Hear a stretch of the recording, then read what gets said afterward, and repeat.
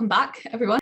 We're going to get straight back into the presentations with the next half an hour providing 3 short, sharp insights into different career paths.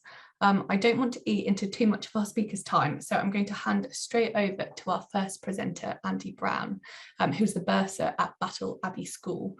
So Andy has supported many OA events in the past and has had a fantastic civilian career since leaving the military in 2014, working for organisations such as Macmillan and PwC. So Andy, I'll hand over to you for the next 10 minutes. Thanks very much for joining us. Thank you. Thank you very much. I'll try and stick to the brief and keep it brief. Conscious we've got 10 minutes and I'll probably waffle on for about 20 minutes. As been introduced, I'm Andy Brown. I left the army at the age of 47, 7 years ago, and I left with no particular plan. I left, for those who remember, under the round of redundancies that were happening at that time. But what that gave me was 6 months full-on resettlement to come up with a plan. And I had one goal as part of that plan, and my one goal was to make sure that at the end of that 6 months, I was going to be in full-time employment, because that's what I wanted, and also that's what I needed. And so by the time the Queen had paid for me, that's when I wanted to be in a civilian career. That kind of dealt with the when, and then I had to tackle with the what, the where, the how, and the why. And a matter of fact for me, and it's probably resonates with a lot of people who are on this webinar, I wasn't looking for another career. I'd done 24 years in the military, and I certainly didn't want and don't want to be working for another 24 years. But it made me sit back and think, what was I looking for?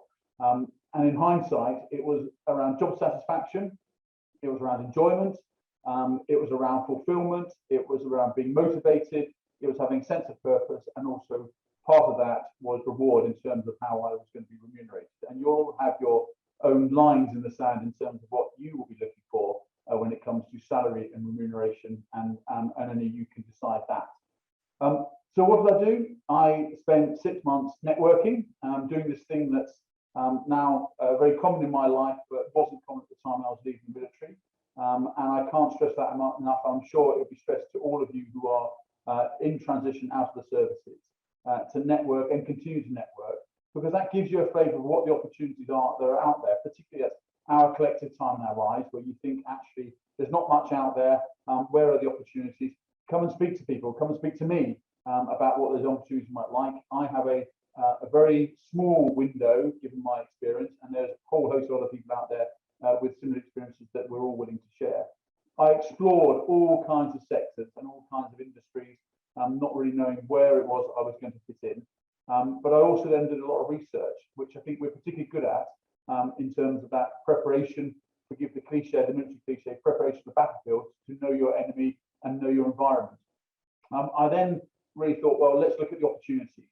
And again, to forgive the old military cliche, I looked upon my job searching as a bit of a down test and adjust.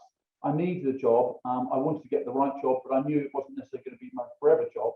And once I've got that job, I can down test my position, see how it suits me, learn a lot from it, and then over the coming years, adjust my position in terms of whether that role was right for me, what I was learning, and where I was going. Getting back to my motivation around job satisfaction, feeling motivated, having a sense of purpose, and always having a sense of reward. So what drove me in that? And hindsight's a wonderful thing, and you all sit back and look perhaps in a couple of years' time, once you have been successful in your career search, and wonder what drove you and what was it that you had to sell. I didn't have any particular to sell other than 24 years career in the military. And being a Royal Artillery officer, that doesn't really resonate in civilian life directly, but it does resonate in terms of the skills you have. And I've said to people in the past, if you could bottle up and put on the job description as key skills and key assets of the job: leadership, management, organisation, crisis management, working under pressure, resilience, self-confidence, and that's all that was on the job description, we would all nail that job, because that's what we all bring. But it doesn't exist out there, but indeed it will exist under the between the lines if you market yourself properly. But that's what I was trying to offer, and that's what I was trying to package up in any opportunity I was looking at. I would also advise, break the stereotypical image that you think civilians have of military people and indeed ex-military people. because they will have that stereotypical image, and I probably still live up to it in a certain degree. But at the end of the day, we are all human people. We are all human elements, and actually, what we are very good at, and what I haven't seen perhaps so well in the civilian market, is dealing with people and dealing with humans. My career over the last 7 years has taken me through a common thread throughout all the jobs I've done that was mentioned, working in PwC, working in Macmillan, working with a not-for-profit organisation, and indeed now as a bursar of an independent school, is people.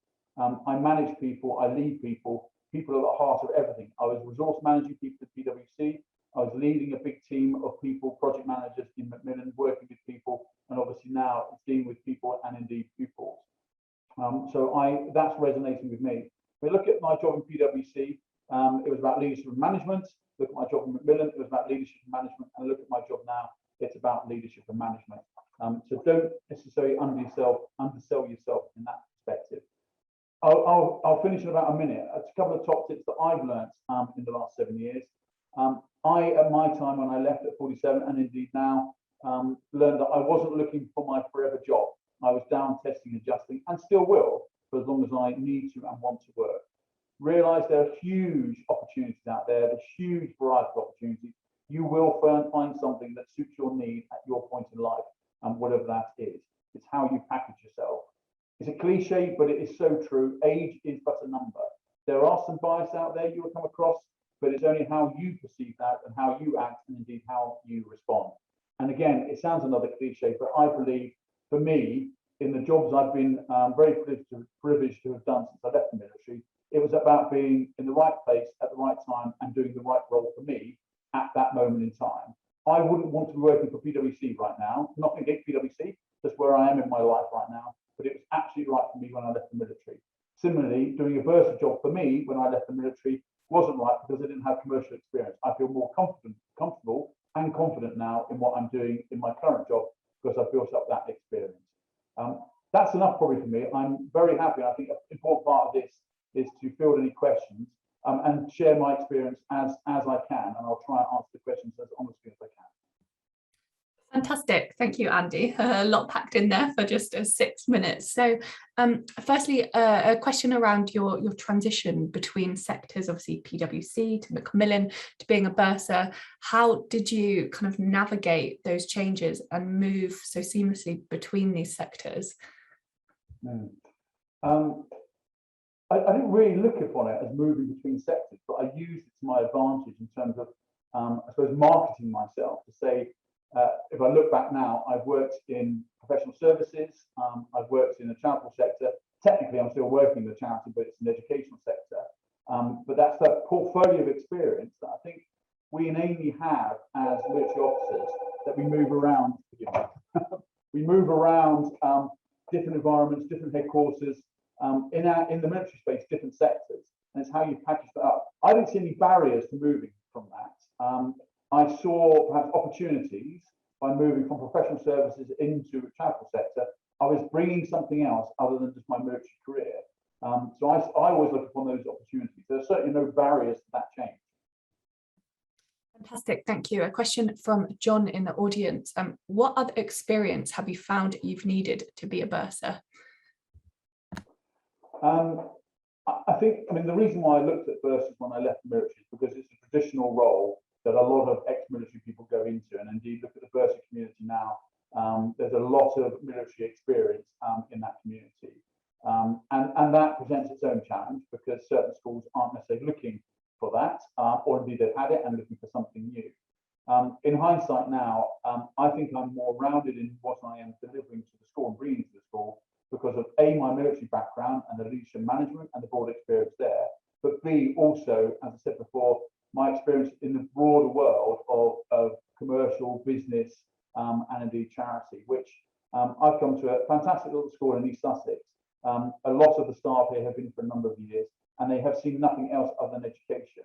I can bring something else into that party, learning a bit about the sector, but also from the charitable sector and a broader industry, as well as the military piece. So I think that's important for me to give me the confidence in dealing with what I'm dealing with on a day-to-day basis.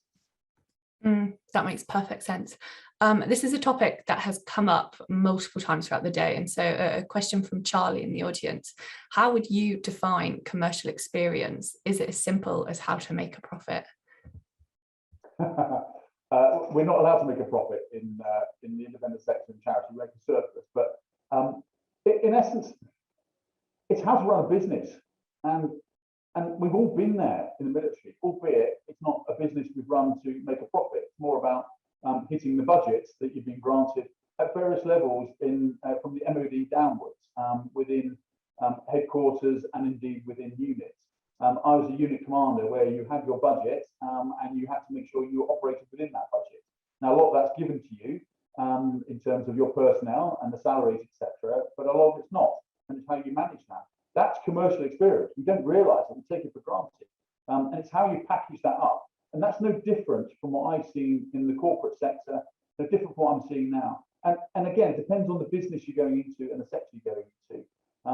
Running a school from a financial perspective is just a more complex way of running one's household finances. You have money coming in, you have money going out, and you need to balance the books. And when you don't, then you've got challenges and you've got choices to make.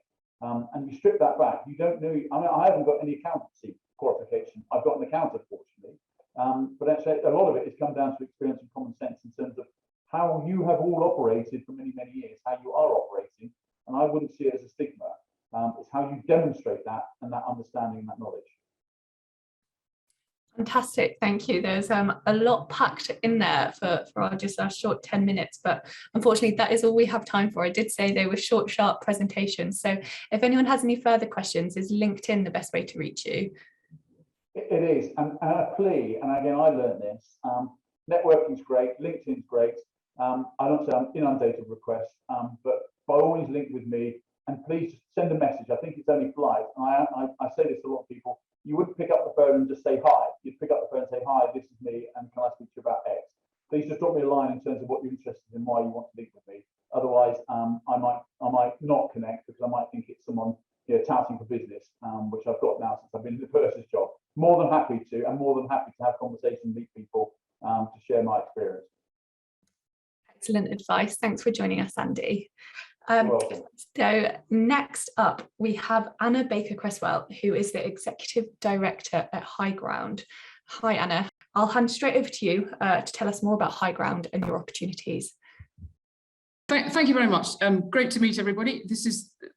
It couldn't be more different from Andy's presentation. Basically, people who find Highground are people who know they don't want to work in an office. That's pretty much all they know.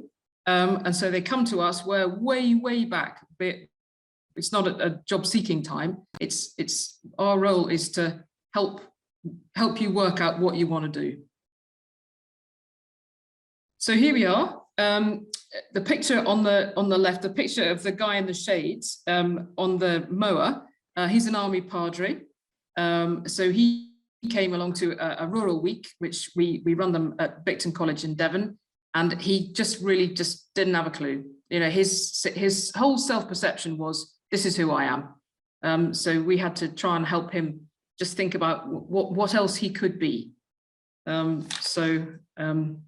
that's a rural week. I'll tell you a bit more in a minute. This one, I think the interesting thing about this picture, which was also taken at Bicton College in their lovely walled garden, you'll see that absolutely amazing greenhouse behind there. The lady on the right, she was a Royal Navy warfare officer, and she's now running a herd of dairy cows in Dumfriesshire. So that was a bit of a jump, but again, we helped her to get there. So I think the point of this slide is just to be able to say, really, it's a bit like what Andy was saying. It's all about thinking about who you are, because you are the product. And I know it's not easy when you come from the military where you're taught about teams and thinking about the person next door to you. But actually what we try and help you to be is selfish, because you really have to start thinking about what do I want? Not what do other people want me to be like. So it can be quite a different challenge. So I thought when I when I put this slide up, it probably didn't really work to put HR departments and cows in the same slide, but it does ring true, I can assure you. Land-based employers, they don't really know the sort of person they want until they meet them. And they're absolutely useless at writing job descriptions and saying, this is the sort of person we want. Because if you think about it, they probably only change, they've got one role. They might only have 3 people in that role in the space of, I don't know, 30 years. So they're not really, they're not that good at it. So we have to slightly, it's all about the person, I think is what I'm trying to say. So here's a bit of a word cloud, just to try and illustrate how big the land-based sector is and how many opportunities there are. So one of the key things is trying to help you work out, just try and get you to think about where you might like to belong. And all the training and upskilling and qualifications in the world are no good if they're not in the, if you haven't got the right ticket in the area where you want to work. So anyway, it's self-explanatory, you can see that. So this is the chap in this photograph. He's a captain in the Royal Artillery, medically discharged. He's got a sheep farm in Devon, despite the fact he's got a goose under his arm. But I think again, a lot of this is about confidence, about being able to say, here I am. If we can help you to work out what your not just skills, it's me as a person. You've got to be able to have enough confidence to be able to come over in an interview, to be able to say to the employer, you want me, you really want me in your business because I would fit. I can help you and help the other people on your team to have a better business and be more successful, because it's all about success, really. So again, this one I think is really a lot of it's about small teams. Sometimes it's a question of being able to work on your own. The land-based sector is full of small businesses, and as I said a bit earlier on, 8 out of 10. No, sorry, what did I say? I think 80% of land-based businesses have 10 employees or less. So it really is. There's just no room for people who don't fit. So having the confidence to work out who you are and what you can offer is just absolutely paramount. So here's the local thing. This guy served for 33 years in the Royal Army Medical Corps. I just think it's a great picture, really. And that's part of what a Rural Week will help you do. We also run virtual Rural Weeks for people right at the beginning of their resettlement period, if you really don't have time to commit to spending 5 days with us. But it is really all about you. And the local thing, I cannot emphasize that enough. It's about networking. You're not really going to find a job in the land-based sector by looking in the paper. You might look in Farmers Weekly occasionally, but mostly it's because people know other people and they talk, and that's how these things happen. So here's the thing. In the military, I know you change jobs every 2 years, but it's all consuming. But military people are very well organized. They've got great admin, and part of what we can do is to help you see that actually, if you work for someone 2 days a week, and then you found a job doing something quite similar locally for someone else, it's absolutely possible to just do these things in tandem. And sometimes it's a question of people are frightened to take, especially in this current climate, to take someone on full time. I mean, I know myself because I'm an employer. It's a massive commitment. But if you knew you had somebody and you could rely on them turning up for 2 days a week, and you knew you'd get absolute bang for your buck, sometimes that can be a really reassuring thing for an employer to think, I'd really love to have somebody working for me 2 days a week because I know I'm going to get a lot out of them. And then the variety comes when as long as you're well enough organized to invoice people and all that kind of thing. It's not difficult, and there's lots of people to help, and we can certainly direct you. We're not the only people, but we can certainly put you in the right direction. But it's certainly an option. So here's Tim, and here's his dog. This is Levi. So it was a great moment when Tim joined us. In fact, only earlier this month. He's really going to be a game changer, and he's here to help us. That's here it is about the virtual rural weeks. We don't really. It's not time critical. You can come and go within Highground whenever you feel the need to. Sometimes it's just a couple of contacts, really. It's just the navigation of a slightly unfamiliar situation. But I hope that's hope some of that's been helpful. We're always around. My contact details are, I think, probably on the next slide. Yes, they are. Goody good. And I think that's just about me, really. Fantastic. Thank you, Anna. Hopefully this kind of sparks a few ideas for some people in the audience who are looking for, as you say, opportunities that aren't necessarily desk-based. So I am conscious of time, but we do have one really interesting question, if you can answer it and on a postcard. Biggest challenge breaking into the rural sector? What do you think? How do you overcome it? Oh, well, that's easy. It's just deciding what to do.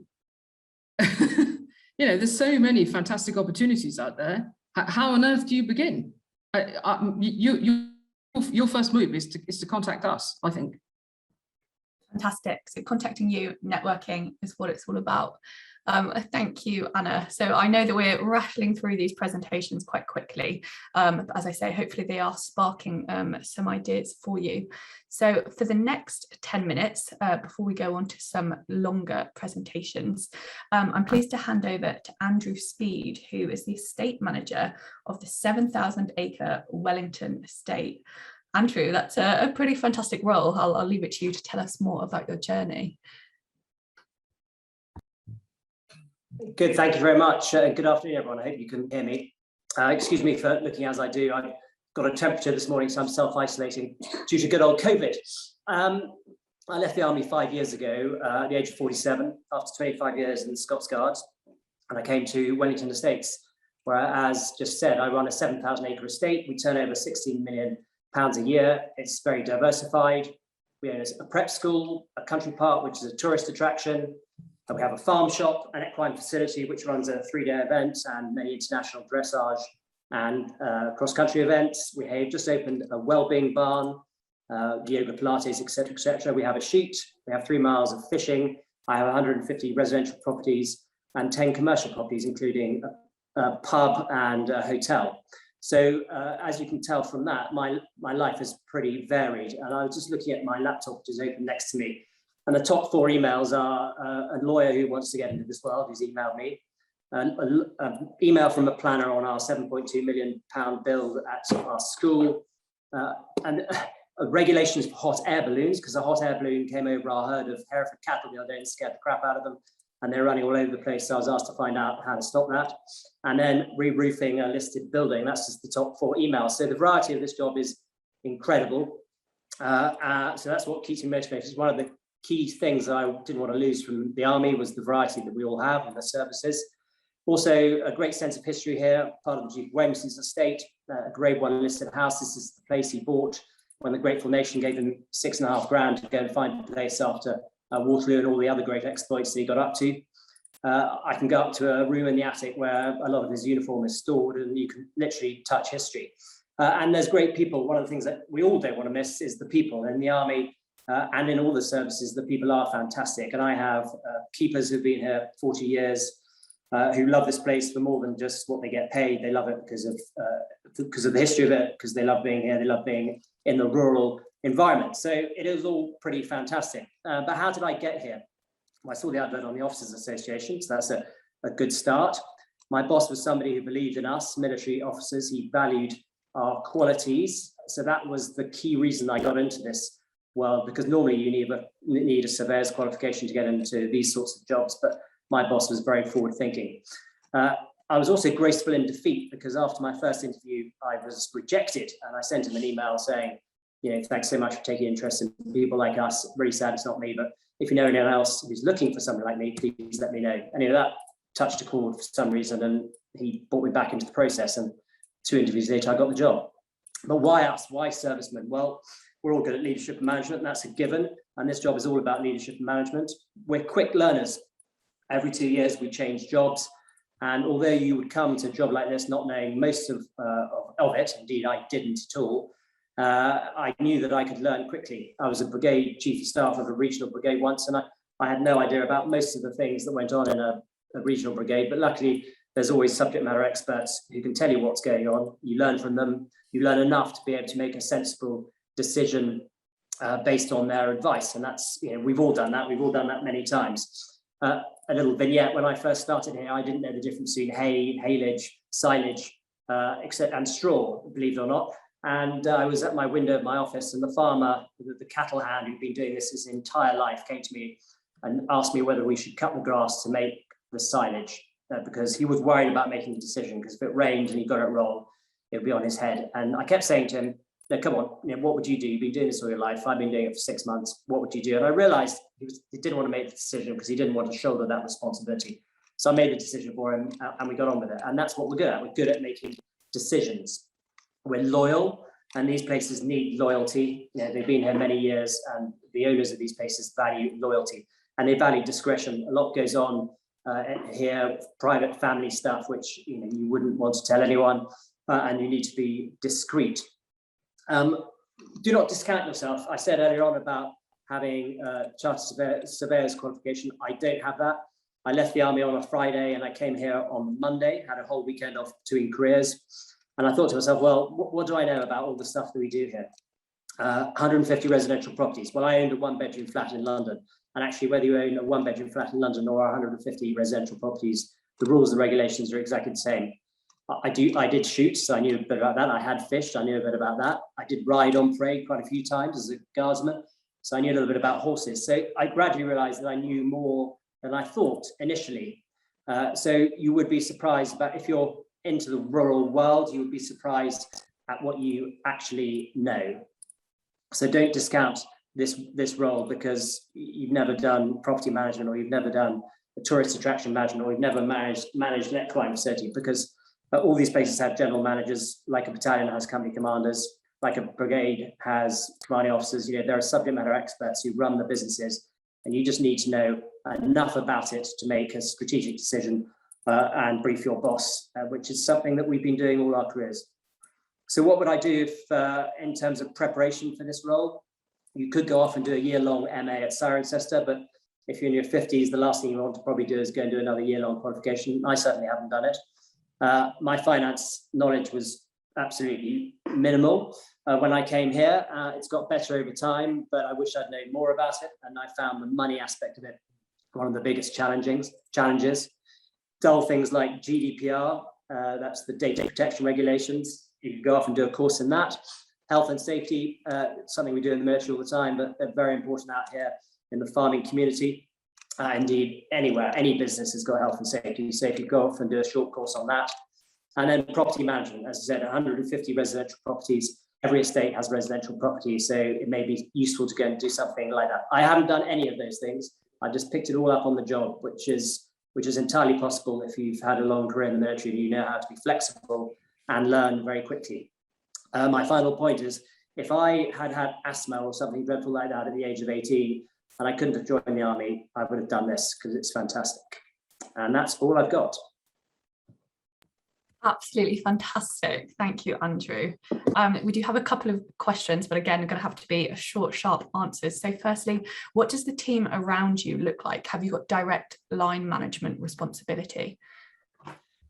Yes, I have a direct line management for about 20 to 25 people who do all the estate management stuff. So looking after the 7,000 acres, all the trimming and the grass cutting, all that sort of business. And then finance director and 8 members of the finance team. So yeah, I'm directly commanding people on a regular basis. We employ 300 people, so it's a big organization.